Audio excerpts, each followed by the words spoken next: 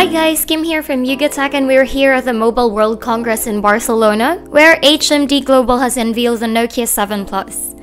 It's the company's bet into the upper mid-range scene by offering a trendy 6-inch, 18:9 full-screen display with a full HD Plus resolution and covered by Corning Gorilla Glass 3 protection. The Nokia 7 Plus offers a very solid construction. The body is machined from a solid block of 6000 series aluminum with a ceramic coating that makes the device look clean and premium with a firm grip. It offers a fine diamond cut with 2.75mm edges, no antenna lines that exudes exquisite aesthetics. It offers dual rear cameras consisting of 12MP and 13MP lenses with Zeiss optics and 2x optical zoom that the company touts to deliver vivid colors and greater low-light performance using the camera's Pro mode, which manually adjusts camera settings, including white balance, focus, ISO, shutter speed, and exposure compensation.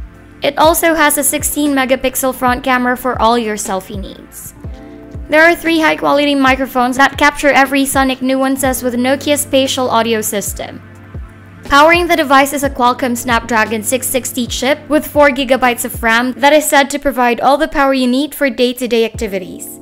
It has a 64GB built-in storage, which can be expanded through a microSD card with support for up to 256GB. The Nokia 7 Plus is also an Android One device, which makes it secure as it is guaranteed to receive at least 2 years worth of up-to-date patches directly from Google. The Nokia 7 Plus is expected to ship out in black and copper and white and copper variants starting this April with a €399 price tag, or roughly 25,000 pesos when directly converted. And then that's about it for the Nokia 7 Plus. Don't forget to check out all of our coverage from the Mobile World Congress in Barcelona by subscribing to our YouTube channel and following us on our social media channels and at YugaTech.com. Again, this is Kim, and I hope to see you in the next video. Bye!